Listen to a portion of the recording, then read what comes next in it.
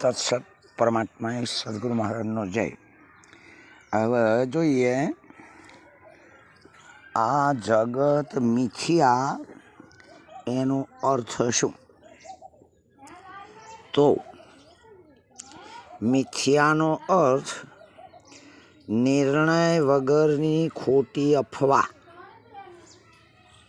કે કોઈ એનું એક્ઝેક્ટ નિર્ણય ના હોય અને એને ખોટી અફવા ફેલાવી અને મિથ્યા કહેવાય છે. જેમ કોઈ અચાનક બૂમ પાડે, જેમ વાઘ આવ્યો એ ખોટી અફવા હતી, અને પરિણામે એને નુકસાન પડ્યું. બધો માલના જાનવરોને સાચો વાઘ ખાઈ ગયો. એમ જે વસ્તુ છે નહીં એ વસ્તુને માની લેવી, અગર તો સાચી વસ્તુની ભાન વગર ખોટી વસ્તુને માન્ય કરવી અને મિથ્યા કહેવાય છે. જેમ સપ્ત ધાતુનું મિલનવાળી કોઈ વસ્તુ હોય અને આપણે એના સોની પાસે જઈએ તો સોની કે જો આ સાચી છે તો એની અંદર લોખંડ રૂપું જેટલું આવતું હોય બધું સોનાના ભાવે એને લેવું પડે, અને જો ખોટી કહે તો સોનું તણાઈ જાય છે. એમ જેની અંદર એક્ઝેક્ટ ના કહી શકાય એટલે સોની એને જૂઠું ના કહે સાચું ના કહે, એને એમ કે જે છે એ બરાબર છે, મિથ્યા. હવે આ જગતને મિથ્યા કહીએ છીએ એ વાસ્તવિક લોકોની દ્રષ્ટિથી જોઈએ તો બિલકુલ સાચું છે. વાસ્તવિકતાએ કરીને એટલે લોકોની નજરથી સાચું છે. હવે જ્યારે શાસ્ત્રોક્ત નજર કરીએ તો શાસ્ત્ર એને મિથ્યા કહે છે. જેમ જનકપુરી પણ યાજ્ઞવલ્કની દ્રષ્ટિએ મિથ્યા હતી, મિથિલા નગરી, અને સદગુરુના જ્ઞાન થકી અથવા સ્વાનુભવ થકી એને અનિર્વચનીય કહેવાય. જેમ એ જ મિથિલા નગરીને વિદેહી નગરી કહેવાય, એમ અનિર્વચનીય એ યુક્તિથી આ જગત મિથ્યા નહીં પણ અનિર્વચનીય એવું સાબિત કરવામાં આવેલું છે. જેમ દાખલા તરીકે જોઈએ તો કોઈએ પણ એવું ગપ્પું માર્યું, ડેંગ માર્યું કે દોડજો ધાજો, પણ છેવટે ત્યાં ગયા એટલે કોઈ હતું જ નહીં. એના અફવા અથવા તો મિથ્યા કહેવાય. જેમ એક ભાઈને સ્વપ્ન આવ્યું, ખેતરમાં કંઈક પાક હાચવવા ગયો હોય. હવે ખેતરની અંદર એ તૂટેલું ગોદડું ફાટેલું ગોદડું ઓઢીને સૂઈ રહ્યો હતો અને ચોરોની રક્ષા કરતો હતો. રાતે એને ઝંખના હતી એનું જ સપનું આવ્યું અને અચાનક એને બૂમ પાડી, જાણે પેલાને મારે અને ચોરોએ પછી એનું માથું કાપી નાખ્યું. અને જેવું આંખ ઉઘડી જઈ એટલે ઝબકી ગયો, કે મારું માથું કાપી નાખ્યું. ઝબક્યો એવો નાઠો ઘર હમો, પણ ઉતાવળમાં બેભાનમાં ગોદડું ફાટેલું હતું એ ગળામાં ભરાઈ ગયું. એવાને એવા ગોદડે દોડ ઘેર આવે ને એના ઘેરથી કે કમાડું ઘેર અમારે તો પાકનું રક્ષણ કરતો જબરજસ્ત ચોરો હાથે કજ્યો થયો, અને ચોરોએ માથું કાપી નાખ્યું મારું. હું દોડતો ઘેર આવતો, એને ઘેરથી બોલી કે ચોરોએ માથું કાપ્યું હોય તો તમે બોલો છો કઈ રીતે? ઓન મિથ્યા કહેવાય, વાસ્તવિકતામાં બન્યું નથી. એ જ રીતે આ જગતને વાસ્તવિકતામાં આપણે જેવું ધારીએ છીએ એ રીતનું નથી, એટલે એને મિથ્યા કહેવામાં આવે છે. દાખલા તરીકે એ જેમ દોડજો આવી પહેલાં ધાડ બૂમો પડતી હતી, પણ ખરેખર એ વખતે જઈએ તો કશું હોય નહીં, એને મિથ્યા કહેવાય. જેમ કોઈ આપણને ગેબી રીતે એમ બોલાવે, દેખાતો ના હોય ને ટવકા કરતા ને પછી આપણને ભણકારા લાગે એકલા હોઈએ તાણે કે આ બાજુથી કોક બોલે આ બાજુથી કોક બોલે અને ઘણો સમય વીતી જાય પણ એ અવાજો જે સંભળાતા હોય એ વ્યક્તિ અથવા એ જે હોય એ આપણી નજરે આવે જ નહીં અને મિથ્યા કહેવાય છે. હા, જેમ એટલે કીધું છે કે વેદોએ આને સારરૂપી વૃક્ષ ઊભું કરી એનું વર્ણન કર્યું છે અને એ જ વેદે અંતે એને જ સંસારરૂપી વૃક્ષને જ જડમૂળથી ઉડાવી નાખ્યું છે. આરોપ અને અધ્યારોપ, હા, એટલે અપવાદ કર્યો છે એમ પાછળથી મિથ્યા પ્રતિપાદન કર્યું છે. એટલે કે એ પ્રમાણે આ સંસારનો કોઈ જ ભેદ પામે છે. આ સંસારનો ભેદ કોઈકને એટલે જ્ઞાનીઓને જ ખબર પડે છે. જગતનું નામ સાંભળીને આ જગત જ ભૂલું પડ્યું છે, ભરમાયું છે. કહેવાનો અર્થ એ છે કે મિથ્યા વસ્તુ જેનું કોઈ મૂળ જ નથી, સાબિતી જ નથી, એનાથી બધાય ભય પામ્યા છે અને કોઈકનું કોઈક કરી અગર તો માની બેઠા છે એને મિથ્યા કહેવામાં આવે છે. એવું કોઈ અજ્ઞાન આવીને પ્રગટ થયું છે કે દિવ્ય દ્રષ્ટિ એટલે વિચાર દ્રષ્ટિ અથવા જ્ઞાન દ્રષ્ટિ, અંતરદ્રષ્ટિ આપણી આઘી જતી રહી છે, ઢંકાઈ ગઈ છે. હા, અનુસૂટ એટલે ઢંકાઈ ગઈ છે. વિચાર શક્તિ, જ્ઞાન શક્તિ ઢંકાઈ ગઈ છે. આવી એટલે દિવ્ય દ્રષ્ટિ દૂર થઈ જશે, આઘી જતી રહે. નહીં નિરંતર કીધું કે દૂર મતી કોઈ દેખાત નહીં. અને ચર્મ દ્રષ્ટિ એટલે સ્થૂળ દ્રષ્ટિ, જળ દ્રષ્ટિથી આ હાડ મસ ચામડાની આંખોથી આપણે જે જોઈએ છીએ, જેમ કોઈ માણસ સદાય કાયમ માટે હાથમાં આરસી લઈને ફરે પણ એ આરસી સીધી પોતાના તરફ ના રાખે અને એને ઊંધી રાખીને પાછળના ભાગથી જોતો રહે અને ઘડી ઘડી આરસીને પાછળ જો કરે, ગમે એમ જોવે. જેમ આકાશ એક રસ જ છે, એમાં વાદળ છવાઈ ગયો છે, આ વાદળો જોવો પણ કોઈ આકાશને જોતું નથી. એમ અરીસાની અંદર, અરીસાના પાછળ જે લેપ કરેલો છે સિંદૂર જેવો, એ બાજુ આપણે જોઈએ છીએ પણ આગળ અરીસાના કાચમાં કોઈ જોતું નથી. કોઈ પણ આકાશને જેમ જોતું નથી પણ બધા વાદળ એટલે વરસાદ ચડ્યો છે એમ જોવે છે. એટલે કે એ પ્રમાણે બ્રહ્મને કોઈ જોતું નથી, એટલે કે પોતાને કોઈ જોતું નથી, વિચાર કરતું નથી પોતાનો, પણ બધાય આ જગતની દ્રષ્ટિએ એને જોયા કરે છે પોતે પણ એને જગત માની લઈએ છીએ. અર્થાત તો દેહ દ્રષ્ટિથી આપણે જોઈ રહ્યા છીએ. એટલે બધાય મિથ્યા વસ્તુના પાછળ આપણે પડ્યા છીએ.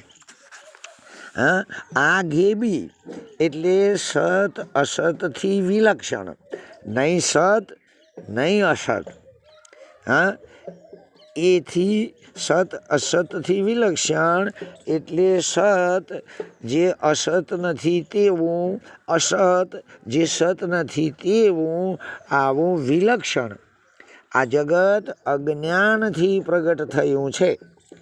જેમ કોઈ બાળક વ્યાતાળ, ભૂત, ભૈરવ અગર તો કલ્પિત વસ્તુઓ માનીને જોઈને ડરે છે, જેમ કોઈને સપનામાં ઓથારે દાબ્યો હોય, એમ કે ઊંઘની અંદર આપણે સીધા ઊંઘીએ અને છાતી પર હાથ પડી જાય એટલે લોહીના ધબકારા અગર તો લોહી અટકાય, અને અમુક જણાવા અગર તો દબાણ થાય એટલે આપણે બૂમ પાડી છીએ કે મને કોકને દબાઈ દીધો હતો.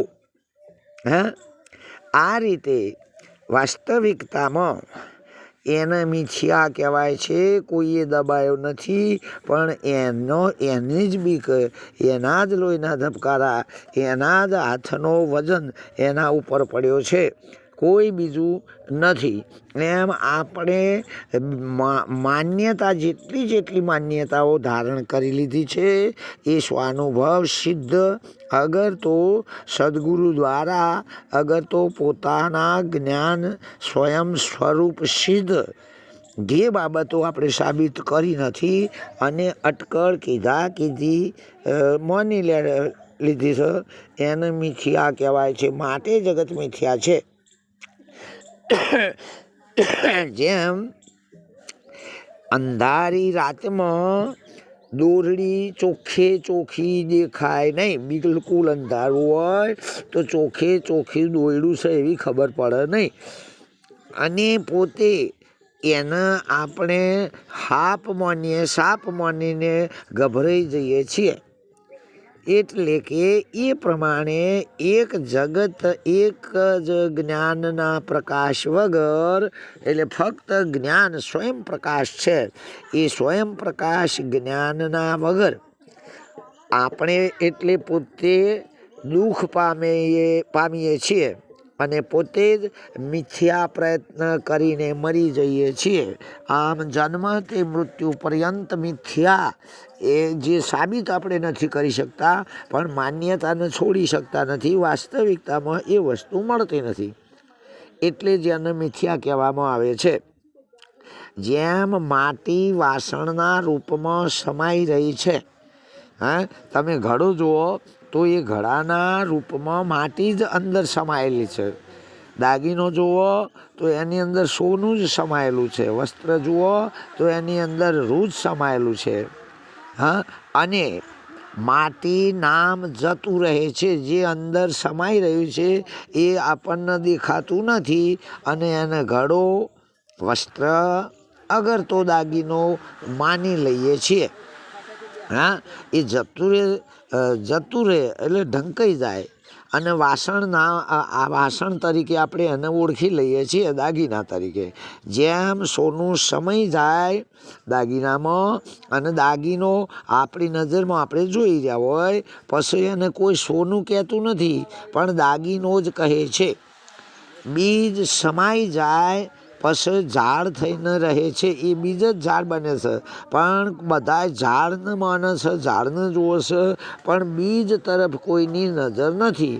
એટલે ઝાડને દીખતા બધા એને ઝાડ કહે છે, પણ બીજને કોઈ જોતું એ અગર તો યાદ કરતું સંભાળતું નથી. એમ બધા આ જગતને જગત રીતે જોવે છે, પણ એનું મૂળ બીજ જે સતબ્રહ્મ છે એ એટલા સુધી કોઈની દ્રષ્ટિ પોખતી નથી. એટલે કે આવી રીતે કરીને બધું જ મિથ્યા છે. બ્રહ્મ જ જગત થઈને વળી જગતથી દૂર ન્યારો પણ છે. એ બ્રહ્મ એ જ જગતના રૂપમાં આપણે જોઈ રહ્યા છીએ, અને જગત છે એને મૂળ વિચાર કરીએ તો બ્રહ્મ સિવાય જ્યાં જગત નથી. જગતો મીરા માતાએ કીધું, જગતો ન હરિતો ન જગતો હરિતો ન ભિન્ન તતું. જગત અને પરમાત્મા બ્રહ્મ, અગર તો જગદીશ, અર્થાત જગદીશ અને જગત એ ભિન્ન કોઈ નથી, પણ આપણે એને એ જ બ્રહ્મને અગર તો આપણે પોતે પોતાના સ્વરૂપને નામ રૂપાત્મક દ્રષ્ટિથી કલ્પિત માની લઈએ છીએ, અને એના હાથે એક રૂપ થઈ જઈએ છીએ. આ વાત મિથ્યા છે. એટલે કે બ્રહ્મ જ જગત થઈને જગતથી દૂર થઈ રહ્યો છે. એટલે કહેવાનો અર્થ એક છે કે લોક જગતને જોઈ રહ્યું છે, પણ બ્રહ્મને કોઈ સંભાળતું નથી, અર્થાત પોતાનો વિચાર કોઈ કરી શકતું નથી. જેમ વ્યક્તિ ખુદને ભૂલીને સોયડાને જ એ નિત્ય તથા ક્રિયાને, એ છોંયડાની ક્રિયાને માની બેઠા છે, પણ એ પોતાના તરફ જુઓ તો એ છોંયડો છે એ પોતે નથી, એમ બ્રહ્મ સ્વરૂપ એના સિવાય કોઈ છે જ નહીં. પણ આપણે એને જગતની રીતે માનીએ છીએ, એને મિથ્યા કહેવામાં આવે છે. હા, એટલા માટે દેહમાં જીવ આવી મળી ગયો છે. હા, આ જીવ દેહ નથી, પણ એ દેહમાં આ મળી એટલે એકરૂપ થઈ ગયો હોય એવું આપણે માની લઈએ છીએ. જાણે એક થઈ ગયો છે, અંદર છ એમ. પણ દેહ ક્યાં અને જીવ ક્યાં, બે બાબતો અલગ અલગ છે, ક્ષીરની જેમ.